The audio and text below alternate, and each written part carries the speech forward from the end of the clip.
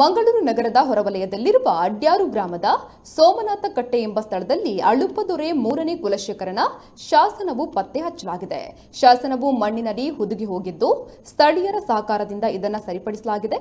19 ಸಾಲುಗಳನ್ನು ಒಳಗೊಂಡಿರುವ ಈ ಶಾಸನವು ಕಣಶಿಲೆಯಲ್ಲಿ ಕೊರೆಯಲ್ಪಟ್ಟಿದ್ದು 4 ಅಡಿ ಎತ್ತರ ಹಾಗೂ 2 ಅಡಿ ಅಗಲವಿದ್ದು ಕನ್ನಡ ಲಿಪಿ ಮತ್ತು ಕನ್ನಡ ಭಾಷೆಯಲ್ಲಿ ಈ ಶಾಸನವಿದೆ. ಇನ್ನು ಕ್ಷೇತ್ರ ಕಾರ್ಯ ಶೋಧನೆಯ ಸಂದರ್ಭದಲ್ಲಿ ವಿಶ್ವಾಸ್, ವಿನೀತ್, ರಿಕಿಲ್, ಪ್ರಸನ್ನ, ರತನ್, ಸುಜಿತ್, ಸುರೇಶ್ ಶೆಟ್ಟಿ ಅವರು ಸಹಕರಿಸಿದ್ದಾರೆ.